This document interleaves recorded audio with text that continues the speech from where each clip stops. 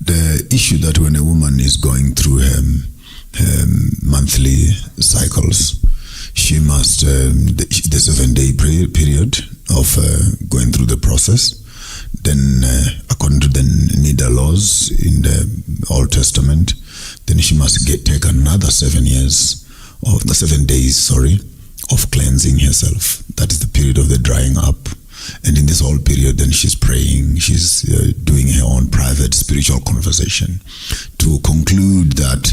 She concludes it with the bath and the wash that prepares her for the next month that is coming in. Because intentionally, again within the text, it was the divine precept that every home must have a honeymoon every month. Unlike our situations now, where we vandalize each other at such a speed that the whole appetite of sex and etc. becomes a tool for solving things and etc. because it is readily available. There's no discipline that goes into it. In fact, we are intemperate, in all honesty. Vandalize. I'm sure you use. I use it very deliberately, because it's almost like, it must be given at any time. It must be accessed at any time. And at that rate of sex, we lose appetite, we lose respect, we lose dignity, we lose the sense of the other, because you constantly and regularly, without thought, run through, in and out, as and when you please. The concept of discipline is overshadowed totally. But had we followed the biblical text, then it says after the 14 days, then a woman prepares herself for the next 14 days. And sometimes not even 14, it's 12 days. And then the other month they started. So it gives you a window period of going through and participating. And while the woman is dedicating herself, the husband is committing himself also and developing that discipline that is needed within a home.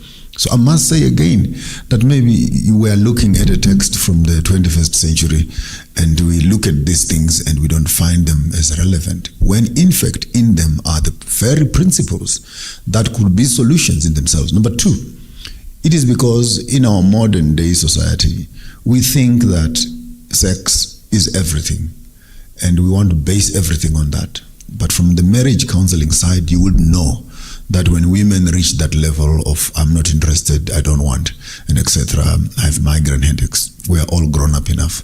They are sending a message across that there are other issues far much bigger than the sex itself.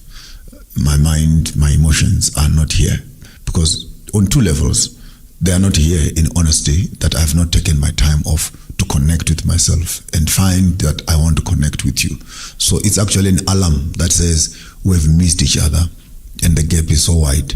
And the more the man is shouting for sex, the further and further away the woman is running away, because what is being said in that statement is that we have lost each other in other issues. So in modern days, it could be children, it could be in-laws, it could be unsettled issues that are happening. Hence the concept again of the Lord's Supper, the cedar meals of husbands and wives washing each other's feet and washing each other's hands and etc. during the services, so that I'm washing away if I've caused you any pain, may you forgive me, and the pain that I've caused you, may it also go away with it, and wherever you have been, and etc. And the husband is massaging the ears of the woman, the only voice you'll hear is the voice of God, and the woman is also doing the same to the husband. The small little rituals that we may look again as a New Testament, particularly the Adventist church, and we are quick to look at these passages and throw them out through the window and say, to hell with all these things. We're now still living under grace. So now this is what grace has given us.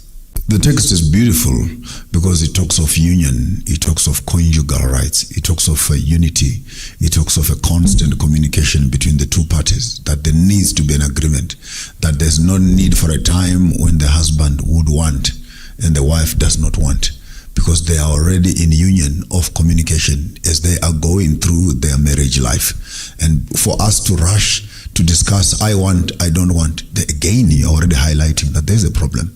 We don't know how did we get here where I want and you don't want.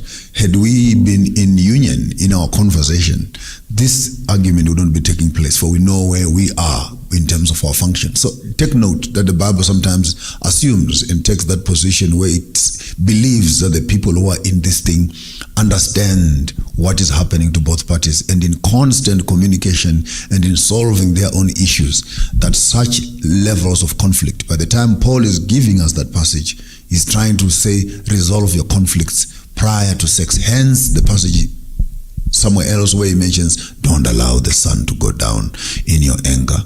If you're going to a house of prayer and there's a problem, please fix it. And all these small little gems that you find on the side, they're not only for religious purposes in a building, but they are coming right down to the individual, that if you can order your life with these principles, from the marriage covenant itself to the ways of resolving conflict, to constant communication and conjugal understanding, spiritual unity, and all these things working together towards the erection you're talking about, that maybe we must not just be worried about the erection more than we are worried about the situation and the issues that will cause a good marriage relationship to function. Many of us would rather have sex without resolve.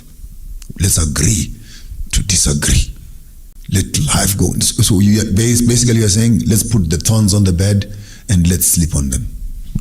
I look at myself at my early age, where you know me well. I was running 52 sermons a year, plus 4 crusades every year without stop.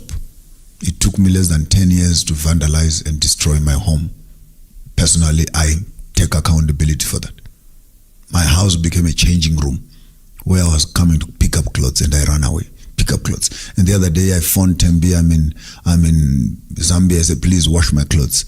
And I'm coming through. I literally came through with a car to pick up my clothes to move into Namibia. And she looks at me, and I've not forgotten that look, where even the church, I take my blame, even when the church was involved to assist me to destroy my own home. And in all those committees, no one ever sat and says, but this young man is young. Are you not aware that, guys, we're actually destroying this thing? And the day my marriage cracked, and you raise your phone call to call, or not even one man, not one pastor would walk up to say, Mchana, let's do some counseling, let's assist you, let's do this. That marriage collapsed in the hands of my hands, in the hands of the church. And people looked. So I'm not even talking what I'm saying in terms of a guesswork. I'm talking in terms of an experience. That sometimes our obsession with the gospel can overshadow the basic functions. And by the time we want asking me questions of how do we deal with the problem, we are forgetting the cause, which has led to the problem. I remember we had this conversation. I get a bit warmed up there. I don't know what I'm saying. I'm saying if people are not careful in the way they run their homes, if we are not cognizant of the fact of human weaknesses, we open the door for problems. And when problems finally come, I wrote a book entitled Women in the Kitchen, where I went to lengths to discuss some of these issues, that you would find that in many cases, the woman would stand up, and women love it, and I also hear it in my own house, and when my wife is talking, and I hope you also hear it in yours, the loudest time they're laughing, husband is cheating. Cheating is a big word that runs through their house. And the husband cheating and say, okay, then I'm going to leave him. And take note, the women who advise other women to leave because of cheating, they are still in their homes. Number 2. And when they say the husband is cheating, I'm going to leave him. You leave him with your 3 children. And you are now 40 years old. Are you hoping you're going to find an 18-year-old boy or a 19-year-old boy who has no children? The answer is no. You will find another man and you become wife number 4 or girlfriend number 6. So you run away and you break your own home where you are wife number 1 and you're the queen of the house because there's a problem.